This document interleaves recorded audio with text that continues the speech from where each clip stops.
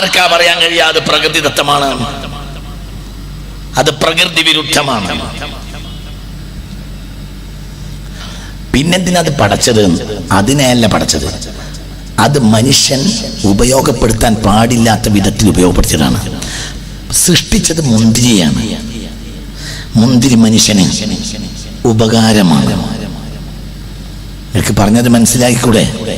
പക്ഷേ ആ ഉപകാരപ്പെട്ട സാധനത്തെ ഉപദ്രവത്തിന്റെ മാർഗത്തിൽ മനുഷ്യൻ ഉപയോഗപ്പെടുത്തിയതാണ്. ഇപ്പോൾ എന്തിനാണ് നിങ്ങൾ ഈ 6 ദിവസം ഈ പരിപാടി ഉണ്ടാക്കിയത്? പറയും മനുഷ്യന്മാരെ, നിങ്ങൾ 6 ദിവസം എന്തിനാണ് ഇവിടെ ഒരു പരിപാടി ഉണ്ടാക്കിയത്? മാനവിക നന്മക്ക് വേണ്ടി, മനുഷ്യന്മാർക്കിടയിൽ സ്നേഹവും സഹിഷ്ണുതയും ഉണ്ടാകാൻ വേണ്ടി അല്ലേ? ഒന്ന് പറയേ, നിങ്ങൾ എന്താ വെറുതെ ഇരിക്കുന്നത്? ആ കാലമൊക്കെ കഴിഞ്ഞു പോയില്ലേ? പറയേ, അതാ നിങ്ങൾ എന്തിനാ ഈ പരിപാടി ഉണ്ടാക്കിയത്? മാനവ നന്മക്ക് വേണ്ടി, സാമൂഹിക നന്മക്ക് വേണ്ടി. സാമുദായിക നന്മ മാത്രമല്ല, സാമൂഹിക നന്മയും സാമൂഹിക പ്രതിബദ്ധതയുള്ളത് കൊണ്ടാണല്ലോ 1-ാം ദിവസം തന്നെ നിങ്ങൾ പല മതത്തിൽപ്പെട്ട ആളുകളെ ഉപയോഗപ്പെടുത്തി മനുഷ്യൻ ഒന്നാണ് എന്നൊരു സന്ദേശമാണല്ലോ 1-ാം ദിവസത്തെ സന്ദേശം അല്ലേ? പറ, 1-ാം ദിവസത്തെ സന്ദേശം തന്നെ എന്താ?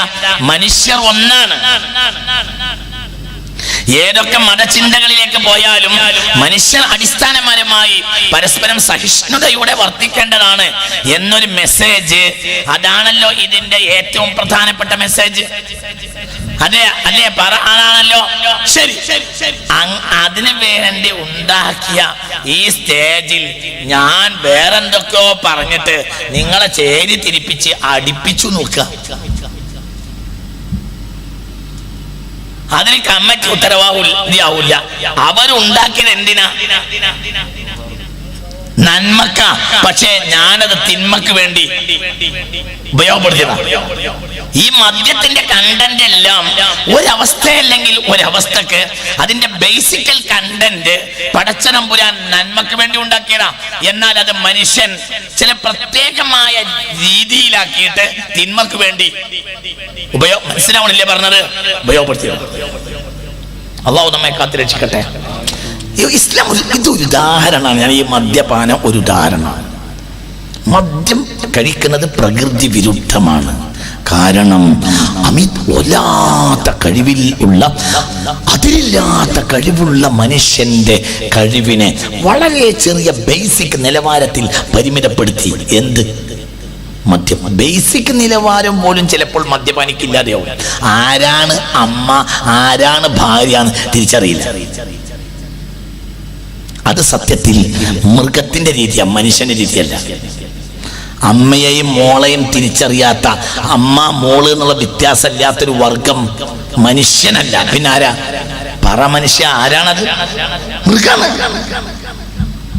അത് മാനുഷികമല്ല.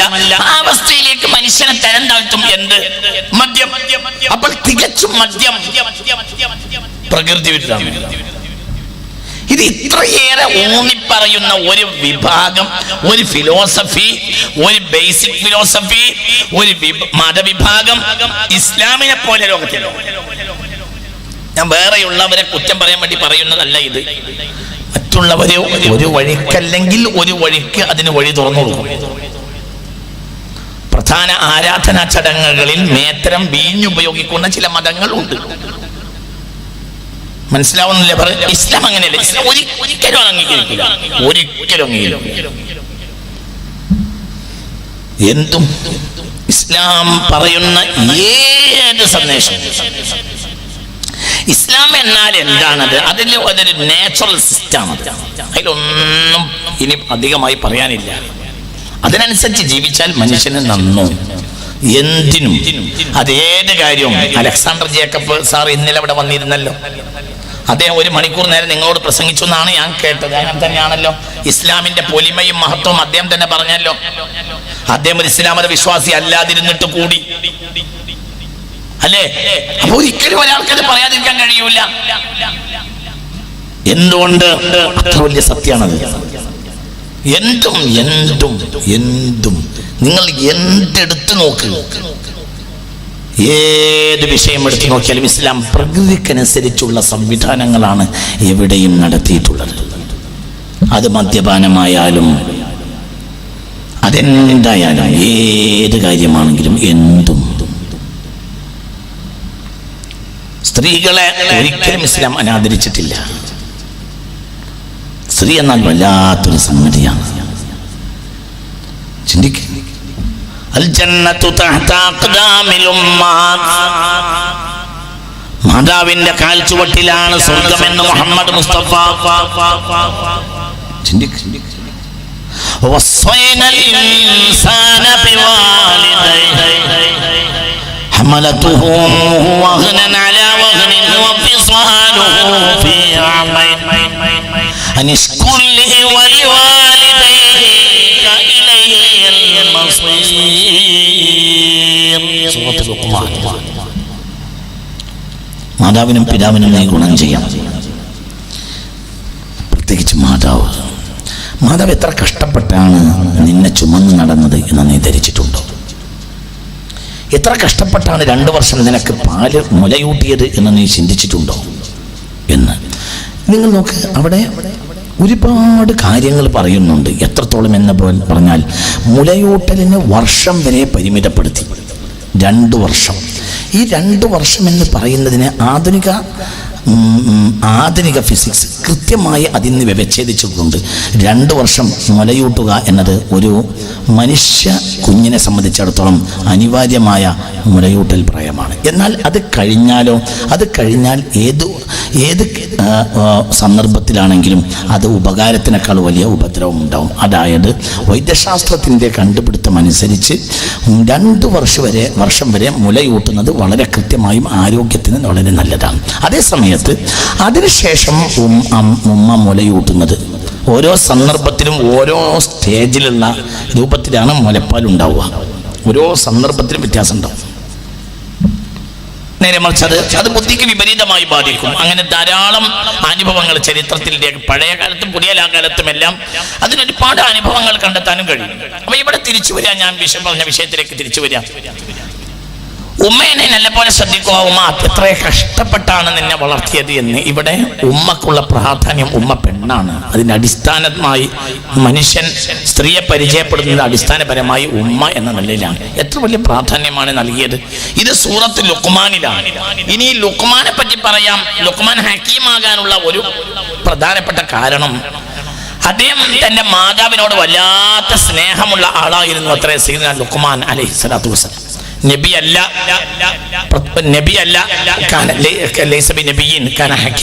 വലിയ ബുദ്ധിമാനായ ഒരു തത്വജ്ഞാനിയായിരുന്നു ബഹുമാനപ്പെട്ട സയ്യിദുനാ ലുഖ്മാൻ അലൈഹിസ്സലാത്തു വസ്സലാം. ബഹുമാനപ്പെട്ടവരെ വീട്ടിൽ നിന്ന് ഇറങ്ങുന്ന സന്ദർഭത്തിലെല്ലാം ഉമ്മയോട് ചോദിക്കുമായിരുന്നു അത്രേ, ഉമ്മ മാതാ തത്ലുബീന മിന്നി, എന്താ ഞാൻ ഇന്ന് ഉമ്മാക്ക് വേണ്ടി കൊണ്ടുവരേണ്ടത്, എന്താ ഉമ്മാക്ക് വേണ്ടത് എന്നിങ്ങനെ വീട്ടിൽ നിന്ന് ഇറങ്ങുമ്പോൾ ഉമ്മയോട് ചോദിക്കും ലുഖ്മാൻ അലൈഹിസ്സലാം. ഒരു ദിവസം ഉമ്മയോട് ചോദിച്ചു, ഉമ്മ മാതാ തത്ലുബീന മിന്നി, ഉമ്മാക്ക് ഇന്ന് എന്താ ഞാൻ കൊണ്ടുവരേണ്ടത്? അപ്പോൾ പറഞ്ഞു, മോനെ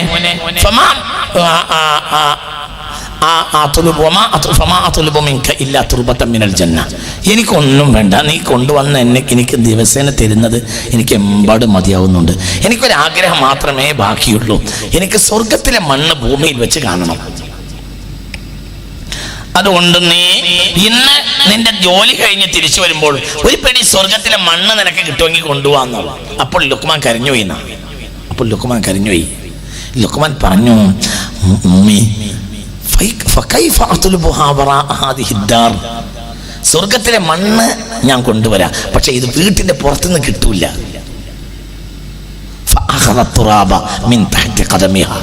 ഉമ്മാടെ കാലിന്റെ ചുവട്ടുന്ന്. മനസ്സിലായില്ല? കുറച്ച് മണ്ണെടുത്തിട്ട്, നിങ്ങൾക്ക് പറയുന്നത് മനസ്സിലാവുന്നുണ്ടോ? ഉമ്മാടെ കാലിന്റെ ചുവട്ടുന്ന് കുറച്ച് മണ്ണെടുത്തിട്ട് ഉമ്മാക്ക് നൽകി. കരഞ്ഞുപോയി സയ്യിദുനാ ലുഖ്മാൻ അലൈഹിസ്സലാം. എത്ര വലിയ പ്രാധാന്യമാണ് ഇവിടെ ഉമ്മാക്ക് കൽപ്പിച്ചിട്ടുള്ളത്. സ്ത്രീ എന്ന നിലയിൽ മനുഷ്യൻ പരിചയപ്പെടുന്ന ആദ്യത്തെ ആൾ ഉമ്മയാണ്. എത്ര വലിയ സ്ഥാനമാണ്. ഇനി ഈ സ്ത്രീ ഭാര്യയാവാൻ നോക്കുക. എത്ര വലിയ പ്രാധാന്യമാണ് ഭാര്യക്ക്. ഒരു പെണ്ണന്വേഷിച്ച ഒരാൾ വരുമ്പോൾ എന്താണ് പെണ്ണിനുണ്ടാവുക എന്ന് ചോദിച്ചാൽ, ആ പെണ്ണിനെ അയാൾക്ക് കെട്ടിച്ചു കൊടുക്കരുത്, അയാൾ വലിയ കള്ളനാണ് എന്ന് മുഹമ്മദ് മുസ്തഫ. മനസ്സിലായില്ല? പെണ്ണന്വേഷിച്ച് വരുന്നവൻ ചോദിച്ചു അവൾക്ക് എന്താ ഉണ്ടാവുക? നിങ്ങൾക്ക് പറയുന്നത് മനസ്സിലാവുന്നില്ലേ? അവൾക്ക് എന്താ ഉണ്ടാവുക എന്ന് പറഞ്ഞാൽ, പെണ്ണിനെ ഞാൻ കല്യാണം കഴിച്ചാൽ നിങ്ങൾ എനിക്ക് പറ എന്ത് തരുമെന്ന് ചോദിച്ചാൽ അവളെ അയാൾക്ക് കല്യാണം കഴിച്ചു കൊടുക്കരുത്. അവൻ കള്ളനാണ്, അവൻ കല്യാണം കഴിക്കാൻ വന്നവനല്ല, അവൻ മോഷ്ടാവാണ്. മനസ്സിലായോ? പെണ്ണിനെ കല്യാണം കഴിക്കേണ്ടത് പെണ്ണിന് വേണ്ടിയാണ്. പെണ്ണ് ഏറ്റവും വലിയ മുതലാണ്. പെണ്ണിനെ സ്വന്തമാക്കിയാൽ ആണ് വിജയിക്കുമെന്ന് മുഹമ്മദ് മുസ്തഫ. ആണിനെ പെണ്ണ് കരസ്ഥമാക്കിയാൽ, ആണിനെ കൈവശപ്പെടുത്തിയാൽ പെണ്ണ് വിജയിക്കുമെന്നൊരു ഹദീസ് ഞാൻ കണ്ടിട്ടില്ല. എൻ്റെ പരിമിതമായ വിവരം കൊണ്ടാവാം, പക്ഷെ തിരിച്ച് കണ്ടിട്ടുണ്ട്.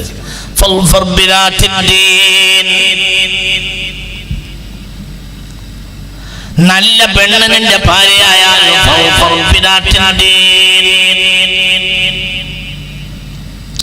സ്വാലിഹത്തായ പെണ്ണിനെ കൊണ്ട് നീ വിജയിച്ചോ എന്ന് മുഹമ്മദ് മുസ്തഫ. അത്ര വലിയ പ്രാധാന്യമാണ് നൽകിയത്. അടിമയെ മോചിപ്പിക്കാൻ ഒരു ദിവസം അയാൾ അടിമയെ മോചിപ്പിക്കാൻ ഒരു നാണയം നൽകി. ധർമ്മസമരത്തിന് പോയ ആൾക്ക് ഒരു നാണയവും നൽകി. മിസ്കീൻ ഭിക്ഷയാചിച്ചു വന്നപ്പോൾ ഒരു നാണയവും നൽകി. ബന്ധനസ്ഥനെ മോചിപ്പിക്കാൻ ഒരു നാണയം നൽകി. ഒരു നാണയം തന്റെ ഭാര്യയ്ക്ക് ഭക്ഷണമായും നൽകിയാൽ അതിൽ ഏറ്റവും പ്രതിഫലം ഉണ്ടാവുക തന്റെ ഭാര്യയ്ക്ക് ഭക്ഷണമായി നൽകിയ നാണയമായിരിക്കുമെന്ന് മുഹമ്മദ് മുസ്തഫ. ഇനി എന്താ പറയേണ്ടത്? നിങ്ങൾക്ക് പറഞ്ഞത് മനസ്സിലായില്ലേ? അടിമയെ മോചിപ്പിക്കാൻ ഒരു നാണയം നൽകി. ധർമ്മസമരത്തിന് പോയ ആൾക്കൊരു നാണയവും നൽകി. ബന്ധനസ്ഥനെ രക്ഷപ്പെടുത്താൻ ഒരു നാണയം നൽകി. മിസ്കീന് ഭക്ഷണമായിട്ട് ഒരു നാണയവും നൽകി. തന്റെ ഭാര്യക്ക് ഭക്ഷണമായി ഒരു നാണയവും നൽകിയാൽ അതിലേറ്റവും പ്രതിഫലം ഉണ്ടാവുക നീ നിന്റെ ഭാര്യക്ക് ഭക്ഷണമായി നൽകിയ നാണയമാണെന്ന് മുഹമ്മദ് മുസ്തഫ സല്ലല്ലാഹു അലൈഹി വസല്ലം. ഇസ്ലാം എത്രയാണ് തന്റെ ഭാര്യ എന്ന നിലയിൽ പെണ്ണിനെ ബഹുമാനിച്ചത്. ഇനി അവൾ വീട്ടിലെ സെർവന്റ് ആണോ? ഒരിക്കലുമല്ല. ഇസ്ലാമിൽ ഭാര്യ വീട്ടിലെ സെർവന്റ് അല്ല. മാ അക്രമഹ ഇല്ല കരീം വമാ ലാവമഹ ഇല്ല ലഈം.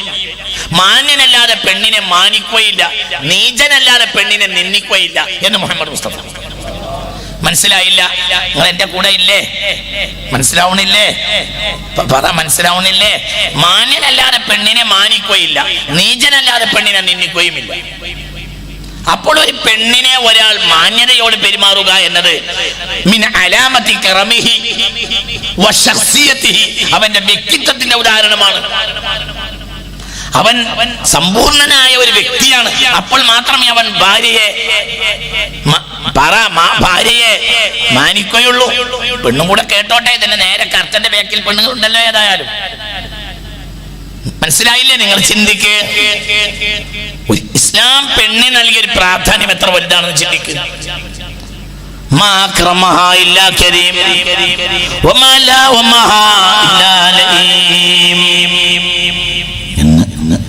ഭാര്യമാരുണ്ട് മുഹമ്മദ് മുസ്തഫ. എന്നിട്ടും യുഫ്ലി സൗബഹു, തന്റെ വസ്ത്രം താൻ തന്നെ ശുദ്ധീകരിക്കും മുഹമ്മദ് മുസ്തഫ. തന്റെ ചെരുപ്പ് ഭാര്യമാരെ കൊണ്ട് തുടപ്പിക്കൂല, തന്റെ ചെരുപ്പ് താൻ തന്നെ നന്നാക്കും മുഹമ്മദ് മുസ്തഫ. വയഖുമ്മു ബൈതഹു, താൻ കിടന്നിരുന്ന മുറി താൻ തന്നെ അടിച്ചു വാരും മുഹമ്മദ് മുസ്തഫ. നിങ്ങൾക്ക് പറഞ്ഞത് മനസ്സിലായില്ലേ? ലഖദ് കാന ലക്കും ഫി റസൂലില്ലാഹി ഉസ്വത്തുൻ ഹസന. നമ്മൾ കാലോചിതമായി നമ്മൾ നശിച്ച് ഭാര്യയെ വീട്ടിലെ സെർവൻ്റാക്കി മാറ്റി. ഇസ്ലാമിൽ അങ്ങനത്തെ ഒരു സംവിധാനമില്ല. നിങ്ങൾ എൻ്റെ കൂടെ ഉണ്ടോ ആവോ? മനസ്സിലായില്ലേ? നിങ്ങൾക്ക് പറഞ്ഞത് നമ്മൾ നാശാക്കിയതാണ്. മുത്തു മുഹമ്മദ് മുസ്തഫ സല്ലല്ലാഹു അലൈഹി വസല്ലമ എന്താ ചെയ്യുക?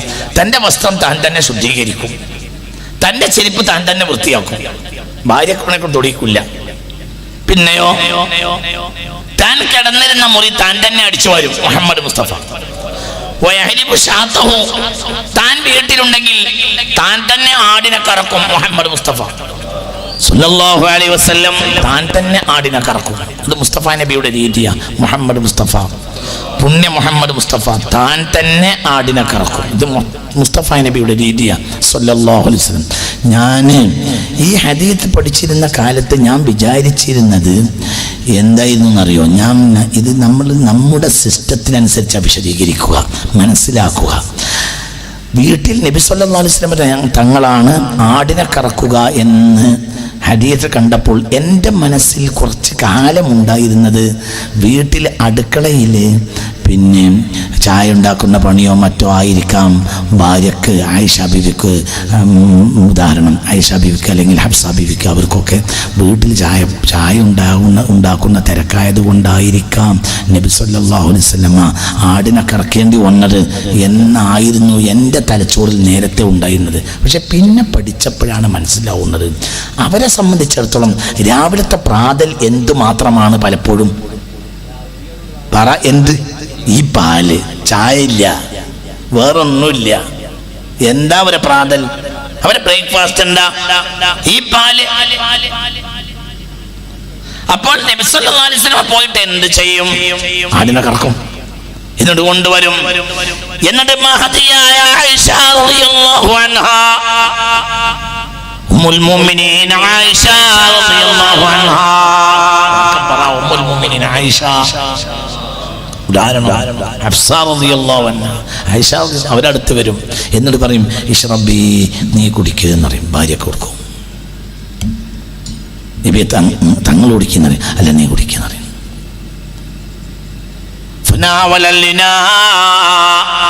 പാത്രം എടുത്ത് നേരെ തന്റെ ഭാര്യയുടെ കയ്യിൽ കൊടുക്കും. ഭാര്യ റസൂലുള്ളാഹിയുടെ കയ്യിൽ നിന്ന് ഈ പാൽപാത്രം ഭാര്യ റസൂലുള്ളാഹിയുടെ കയ്യിൽ നിന്ന് വാങ്ങും. എന്നിട്ട് അവർ ആ ഭാര്യ പാലിങ്ങനെ കുടിക്കും. അത് റസൂലുള്ളാഹി നോക്കി നിൽക്കും സല്ലല്ലാഹു മുത്ത് മുഹമ്മദ് മുസ്തഫ സല്ലല്ലാഹു അലൈഹി വസല്ലം. അങ്ങനെ അത് പാല് കുടിച്ച് അപ്പം വായിന്നെടുത്താൽ പിന്നെ പറയും ഇശ്റബി, കുറച്ചുകൂടി കുടിച്ചോ. അവർ മതി വരുന്നത് വരെ പാല് കുടിക്കുന്നതിന് മുത്ത് മുഹമ്മദ് മുസ്തഫ സല്ലല്ലാഹു അലൈഹി വസല്ലം നോക്കി നിൽക്കും. എനിക്ക് മതി നബി പാൽപാത്രം. അപ്പോൾ ഫനാവലത്തി ഇലാ റസൂലില്ലാഹി, ആ പാത്രം റസൂലുള്ളാഹി കൊടുക്കും. അതായത് ഭാര്യ കഴിച്ച ഭാര്യ കുടിച്ച പാൽപാത്രത്തിലെ പാലിന്റെ അവശിഷ്ടം ആർക്ക് കൊടുക്കും? റസൂലുള്ളാഹി കൊടുക്കും. റസൂലുള്ളാഹി എന്ത് ചെയ്യും? ഫയുദീറുഹു സല്ലല്ലാഹു അലൈഹി വസല്ലം ഇലാ മകാനിൻ വളഅത് സൗജതുഹു ഫമഹ ഫീഹി. ഹബീബായ നബി സല്ലല്ലാഹു അലൈഹി വസല്ലം തങ്ങൾ ആ പാൽപാത്രം ഇങ്ങനെ കിട്ടിയാല് ഫതുയുദീറുഹു, അതിങ്ങനെ ഒന്നിങ്ങനെ ഇങ്ങനെ അതൊന്നിങ്ങനെ ഒന്നിങ്ങനെ ചുറ്റിക്കും. ഇലാ മകാനിൻ, ഒരു സ്ഥലം വരെ. വളഅത് സൗജതുഹു, തന്റെ ഭാര്യ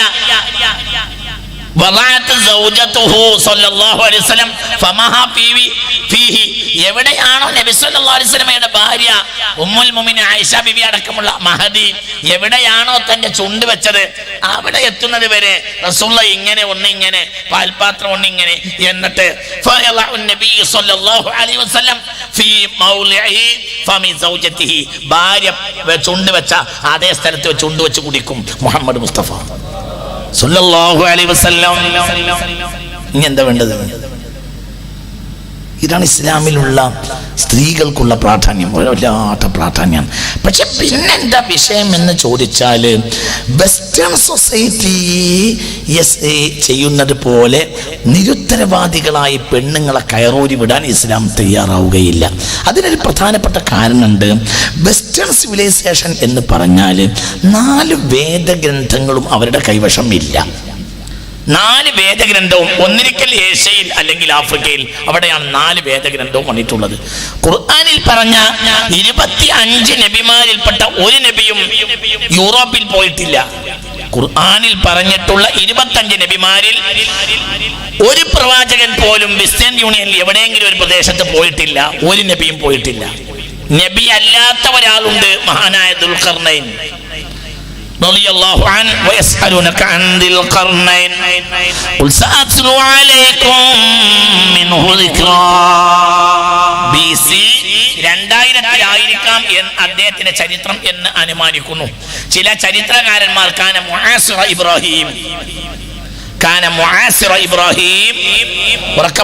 സയ്യിദുനാ ഇബ്രാഹിം അലൈഹിസ്സലാത്തു വസ്സലാമിന്റെ കാലക്കാരനാണ് മഹാനായ സയ്യിദുനാ ദുൽഖർനൈൻ അലൈഹിസ്സലാം റളിയല്ലാഹു എന്ന അഭിപ്രായമുണ്ട്. നബിയല്ല ദുൽഖർനൈൻ നബിയല്ല. കാന മലികൻ ആദിലൻ തവാഫൻ ലില്ലാഹ് അല്ലാഹുവിന് വേണ്ടി ഭൂമിയിൽ ചുറ്റി സഞ്ചരിച്ച ഒരു പ്രതിപാദനനായ രാജാവായിരുന്നു ആര്? ദുൽഖർനൈൻ. അദ്ദേഹം സെൻട്രൽ ഏഷ്യ കടന്ന് യൂറോപ്പിലേക്ക് പ്രവേശിക്കാൻ ഒരുങ്ങി. അതായത് അപ്പോഴാണ് സെൻട്രൽ ഏഷ്യക്കാരായ ചില ആളുകൾ വന്ന് അദ്ദേഹത്തോട് യൂറോപ്പിന്റെ കവാടത്തിൽ ഒരു മതിൽ കെട്ടിത്തരണമെന്ന് ആവശ്യപ്പെട്ടത്. അങ്ങനെ അദ്ദേഹം കരിങ്കടലിന്റെയും കാസ്പിയൻ കടലിന്റെയും ഇടയിൽ ഒരു മതിൽ കെട്ടിക്കൊടുത്തു, യൂറോപ്യരുടെ ശല്യം സെൻട്രൽ ഏഷ്യയിൽ വരാതിരിക്കാൻ. അദ്ദേഹം യൂറോപ്പിൽ കയറിയിട്ടില്ല, തിരിച്ചുപോയി. യൂറോപ്യന്മാർ എന്ന് പറഞ്ഞാൽ സയ്യിദുനാ നൂഹ് അലൈഹിസ്സലാത്തു വസ്സലാമിന് പ്രളയം കഴിഞ്ഞപ്പോൾ തന്റെ ഭാവി മാനവ ചരിത്രത്തിലെ ഭാവി നിർണയിച്ചത് പ്രധാനമായും 3 ആളുകളാണ്. ഒന്ന് സാമ്, ഒന്ന് ഹാമ്, ഒന്ന് യാഫത്ത്. ഇന്ന് ലോകത്ത് ജീവിക്കുന്ന ആളുകളെല്ലാം ഈ 3 ആളുകളുടെ മക്കളാണെന്ന് മുഹമ്മദ് മുസ്തഫ. ശ്രദ്ധിക്കണം കേട്ടാ. പ്രളയം കഴിഞ്ഞപ്പോൾ പിന്നെ ലോകം നിയന്ത്രിക്കുന്നത് 3 ആളാ. ഒന്ന് സാമ്, ഒന്ന് ഹാമ്, ഒന്ന് യാഫത്ത്. ഏഷ്യൻ രാജ്യങ്ങളിൽ കാണുന്ന വെളുത്ത മനുഷ്യർ എല്ലാം സാമിന്റെ മക്കളാണെന്ന് കരുതപ്പെടുന്നു. ആഫ്രിക്കയിലും ചില ഏഷ്യൻ രാജ്യങ്ങളിലും കാണുന്ന കറുത്ത മനുഷ്യർ ഹാമിന്റെ മക്കളായി കണക്കാക്കപ്പെടുന്നു. സാമ നബിയായിട്ടുണ്ട്. സാമ സംസാരിച്ച ഭാഷകളാണ് പിന്നീട് സെമിറ്റിക് ഭാഷകൾ എന്ന പേരിൽ അറിയപ്പെട്ടിട്ടുള്ളത്. നിങ്ങൾ എന്റെ കൂടെ ഇല്ലേ? മനസ്സിലാവണില്ലേ? യാഫത്ത് നേരെ പടിഞ്ഞാറോട്ട് യാത്ര ചെയ്തു. യാഫത്ത് മധ്യധരണിയായും കഴിഞ്ഞ് മെഡിറ്ററേനിയൻ സമുദ്രവും കടന്ന് നേരെ പടിഞ്ഞാറോട്ട് പോയി. അദ്ദേഹത്തിന് 2 മക്കളുണ്ടായി. ഒരാളുടെ പേര് യജൂജ്, ഒരാളുടെ പേര് മഅജൂജ്. അവരാണ് യൂറോപ്യർ.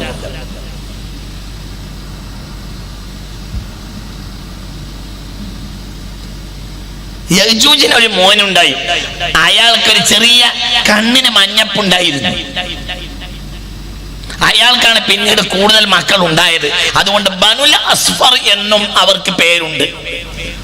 ബനുൽ അസ്ഫർ, മഞ്ഞക്കാർ. അതായത് അവരുടെ ഉപ്പാക്ക് ഒരു ചെറിയ മഞ്ഞപ്പുണ്ടായിരുന്നു കണ്ണിന്. മനസ്സിലായില്ലേ? ഇതാണ് യജൂജ് മഅജൂജ്. ഇതിനെയാണ് പിന്നീട് ഉപയോഗിക്കുന്നത് ദുൽഖർനൈൻ. അതാണ് സത്യത്തിൽ ഇന്നത്തെ യൂറോപ്യന്മാരെ സംബന്ധിച്ചിടത്തോളം എന്താ, അവർ മനുഷ്യർ സാധാരണ ചിന്തിക്കുന്നത് പോലെയല്ല ചിന്തിക്കുക. അവർക്ക് ഏത് കാര്യത്തിലും, ഞാൻ ഉദാഹരണം പറയാം, സമാവിയായ മതമാണ് സയ്യിദുനാ ഈസ അലൈഹിസ്സലാത്തു വസ്സലാമിന് ലഭിച്ചിട്ടുള്ള പരിശുദ്ധമായ ഇഞ്ചീൽ കൊണ്ടുവന്ന സന്ദേശം. അത് സമാവിയായ ആകാശത്ത് നിന്ന് അള്ളാഹു ഇറക്കി കൊടുത്ത വേദഗ്രന്ഥമാണ് എന്ത്? ഇഞ്ചീൽ. എന്നാൽ ഏഷ്യയിലും ആഫ്രിക്കയിലും ശുദ്ധമായ ഇഞ്ചീൽ നിലനിന്നപ്പോൾ അതിനെ കോൺസ്റ്റാന്റിയൻ ചക്രവർത്തി യൂറോപ്പിലേക്ക് കൊണ്ടുപോയി. അദ്ദേഹവും അദ്ദേഹത്തിന്റെ അമ്മ ഹെലാനയുമാണ് കുരിശി എന്ന സിമ്പൽ ആദ്യമായി ക്രിസ്ത്യാനിറ്റിയിൽ ചേർക്കുന്നത്. അദ്ദേഹം യൂറോപ്യനാണ്. ആര്? കോൺസ്റ്റാന്റൈൻ. നിങ്ങൾ എന്റെ കൂടെ ഇല്ല എന്നാ എനിക്ക് തോന്നുന്നത്. മനസ്സിലാവണില്ലേ? അതുകൊണ്ട് എന്തിനെ വികലമാക്കുന്ന ഒരു ശൈലിയാണ് യൂറോപ്യൻ ശൈലി. ഉദാഹരണം പറയാ, AD 1859 Charles Darwin origin of species എന്ന ഗ്രന്ഥത്തിലൂടെ മനുഷ്യർ കുരങ്ങിൽ നിന്നാണ് ഉണ്ടായത് എന്ന് പറയുന്നത്. AD 1859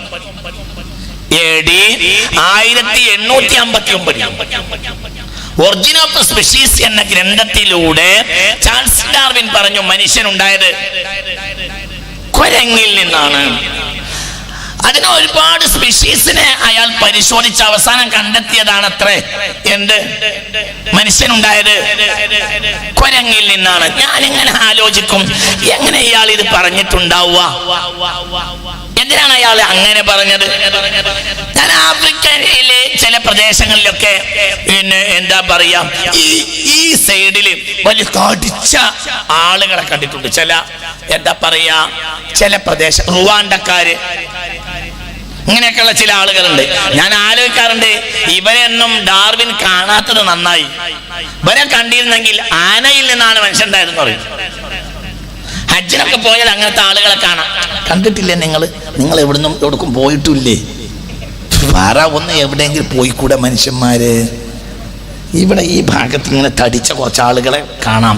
റുവാണ്ടക്കാര്, ചില എത്യോപ്യക്കാര്, ഈ ഭാഗം ഇങ്ങനെ തടിച്ചവരാ. ഇതൊന്നും അല്ലാതെ മനുഷ്യർ കുരങ്ങിൽ നിന്നാണ് ഉണ്ടായതെന്ന് പറയാനുള്ള കാരണം എന്താണെന്നറിയോ? ഏറ്റവും വലിയ മോഷ്ടാവായ ജീവിയാണ് കുരങ്ങ്. ഇത്ര സമർത്ഥമായി മോഷ്ടിക്കാൻ കഴിയുന്ന ഒരു ജീവി കുരങ്ങിനെ പോലെ ഉണ്ടാവില്ല. അതാണ് യൂറോപ്പിന്റെ ശൈലിയും. യൂറോപ്പ് എന്നും മോഷ്ടാക്കളാണ്. അതുകൊണ്ടാണ് അവർ കുരങ്ങിനെ കണ്ടത്. കുരങ്ങിനെ നിന്യ ജീവിയായിട്ടാ ഖുർആൻ പറഞ്ഞത്.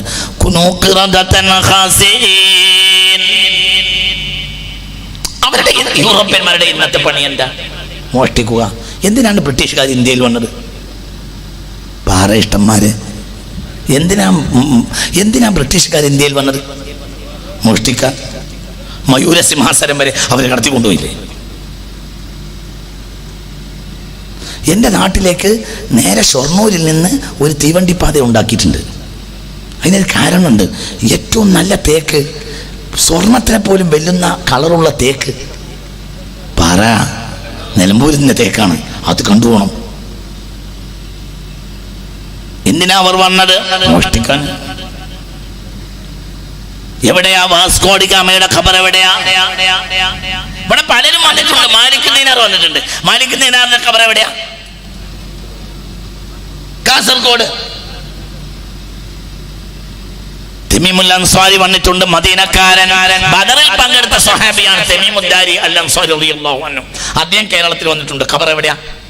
കേരളത്തിൽ തന്നെ. വാസ്കോഡി ഗാമ വന്നിട്ടുണ്ട്. പിന്നെ അൽബുക്കർക്ക് വന്നിട്ടുണ്ട്.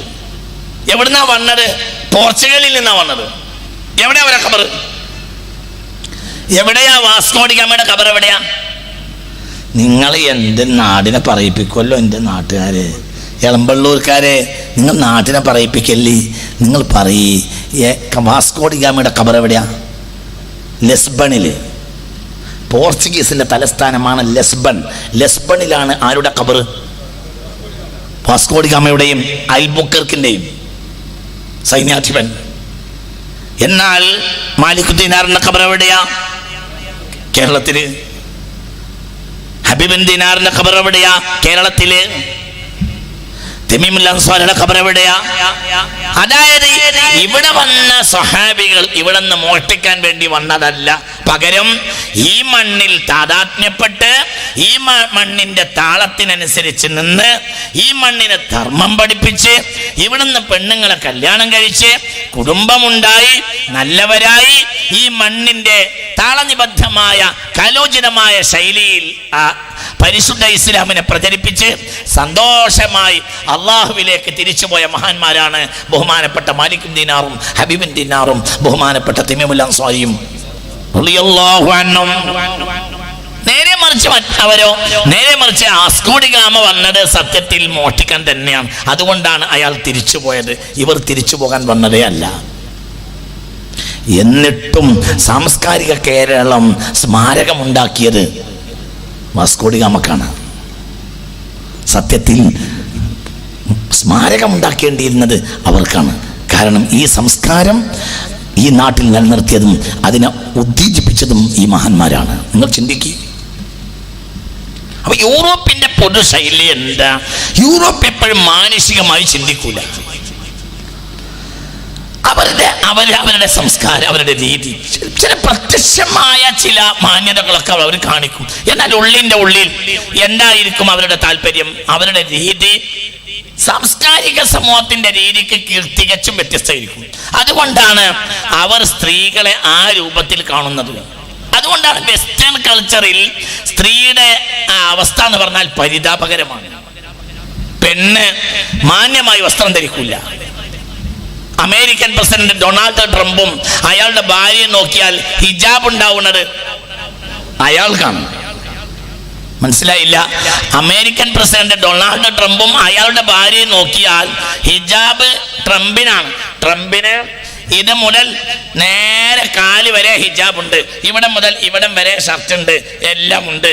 ഇവിടെ ആ പഴം കഴിച്ചിട്ടുണ്ടായ ഒരു ചെറിയ പൊങ്ങലിന് അയാൾ ഇവിടെ ഒരു സാധനം ഇങ്ങനെ കെട്ടിയിട്ട് അത് മറച്ചിട്ടുമുണ്ട്, എല്ലാം ഉണ്ട്. പിന്നെ ഇവിടെ ഒരു ഫൗജി ക്യാപ്പുണ്ട്, എല്ലാം ഉണ്ട്. കാലിൽ സോക്സ് ഇട്ട് കെട്ടിയിട്ടുണ്ട്, നല്ല ഉഷാറുണ്ട്. അയാളെ ഭാര്യയുടെ വസ്ത്രം എന്ന് പറഞ്ഞാൽ തൊടയുടെ പകുതി വരെ ഉണ്ടാകും. അത് തന്നെ ബാക്ക് ഭാഗത്ത് ഒരു 2 വിരലിൻ്റെ ഉയരത്തിൽ പൊട്ടിച്ച് കളയും ബാക്കിൽ. പുറത്ത് പറയണ്ട. നിങ്ങളിവിടെ ഉണ്ടോ ആവോ? നിങ്ങൾ എനിക്ക് ഈ വിഷയം തന്നാൽ പിന്നെ ഞാൻ ഇതിനനുസരിച്ച് സംസാരിക്കണമല്ലോ എന്നതുകൊണ്ടാണ്.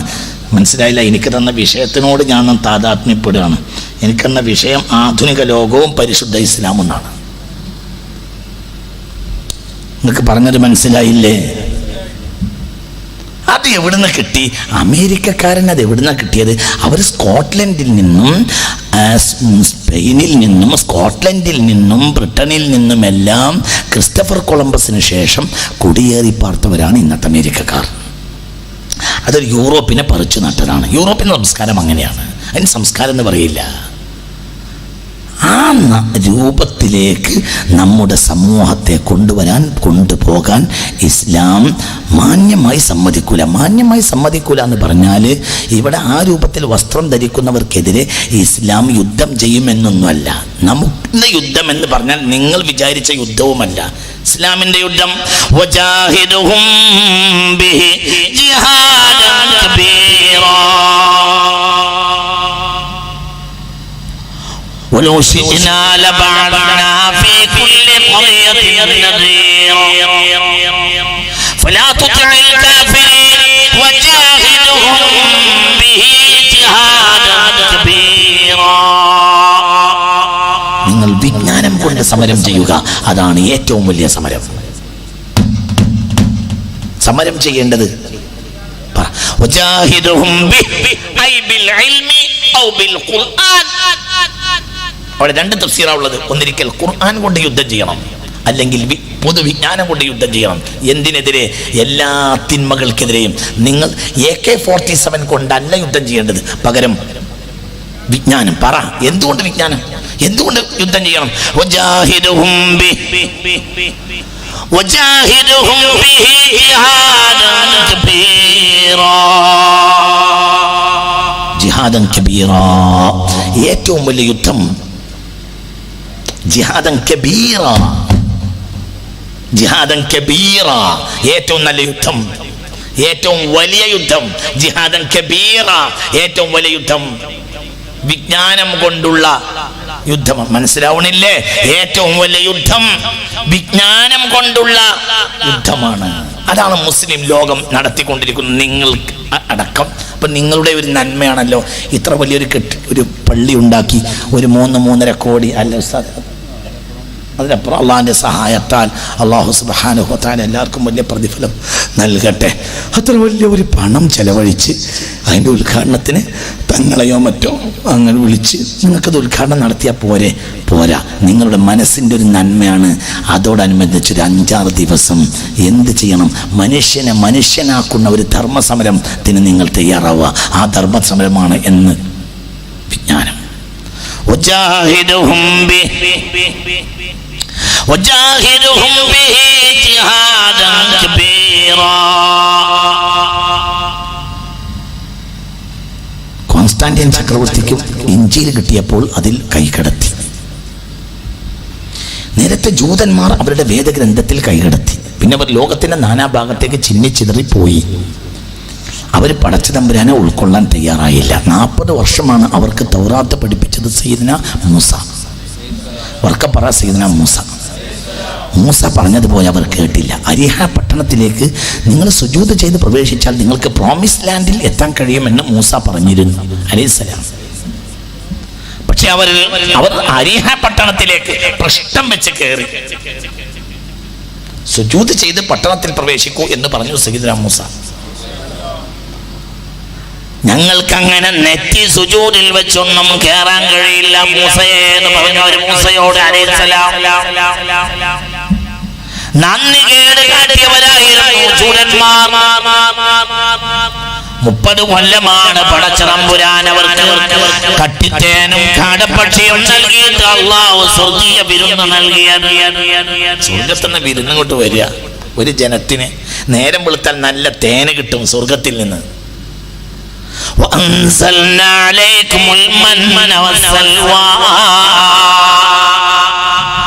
എല്ലാ ദിവസവും കാടപ്പക്ഷി, എല്ലാ ദിവസവും കട്ടിത്തേൻ, നല്ല തേന്, നല്ല കാടപ്പക്ഷി. തേന് കഴിച്ചാല് ഷുഗർ ഉണ്ടാവൂല എന്ന് ഞാൻ മനസ്സിലാക്കിയിട്ടുണ്ട്. മനസ്സിലാക്കുവാണെങ്കിൽ തേന് കഴിച്ചുകൊണ്ട് മാത്രം ഷുഗർ ഉണ്ടാവുകയാണെങ്കിൽ ഷുഗർ ഉണ്ടാവേണ്ടത് ഇസ്രായേലിൽക്കാണ്. അവരെല്ലാ ദിവസവും കഴിച്ചു. എത്ര വർഷം? 30 വർഷം. നമ്മുടെ ജീവിത ശൈലികളിൽ വന്ന നാശമായിരിക്കാം ഷുഗർ കൂടാനുള്ള കാരണം. പിന്നെയുള്ളത് കാടപ്പക്ഷിയും. ഇറച്ചി എല്ലാ ദിവസവും തിന്നാൽ കൊളസ്ട്രോൾ ഉണ്ടാകുമെന്നായിരുന്നു എൻ്റെ പണ്ട് ഞാൻ മനസ്സിലാക്കിയത്. ഈ ആയത്ത് പഠിച്ചതിൽ പിന്നെ അതും തിരുത്തി. എന്തുകൊണ്ട്? 30 വർഷം കാടപ്പക്ഷി കഴിച്ചു. ആര്? ഇസ്രായേലിയർ. സയ്യിദ്നാ മൂസ ഉസ്താദ് അലൈഹിസ്സലാം 30 വർഷം കട്ടിത്തേനും കാടപ്പക്ഷിയും. സ്വർഗത്തിൽ നിന്ന് ഒരു പണിക്കും പോവേണ്ട, തൗറാത്ത് പഠിച്ചാൽ മതി. എന്നിട്ടും അവർ പഠിച്ചില്ല.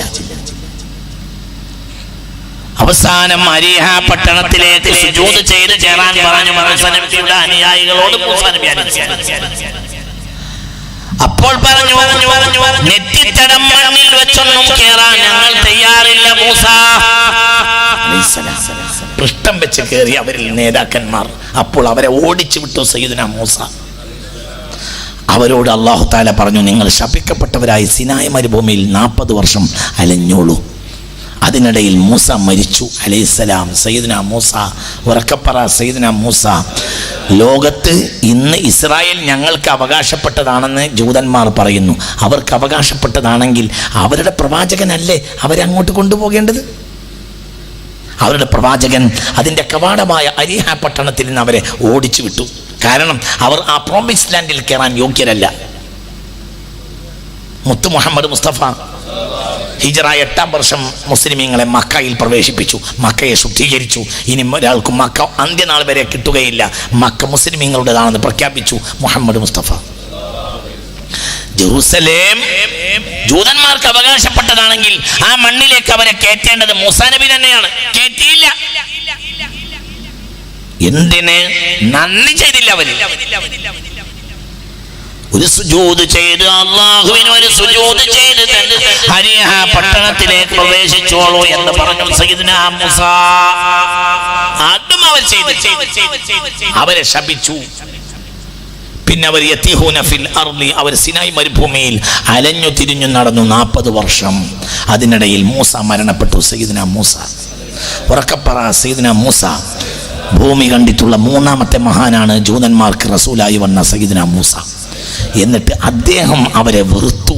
സയ്യിദ്നാ മൂസ അവരുള്ള മണ്ണിൽ പോലും എന്നെ കിടത്തരുത് എന്ന് പറഞ്ഞിട്ട് അദ്ദേഹം മുഖദ്ദസിലേക്ക് മഹാനായ സയ്യിദ്നാ ഇസ്രായീൽ അലൈഹിസ്സലാത്തു വസ്സലാം വന്നപ്പോൾ സയ്യിദ്നാ മൂസ അലൈഹിസ്സലാത്തു വസ്സലാം ഇസ്രായീലിനോട് പറഞ്ഞു, എന്നെ നിങ്ങൾ വാഗ്ദത്ത ഭൂമിയിൽ എത്തിക്കണം, അവിടുന്ന് റൂഹിനെ പിടിക്കാവൂ.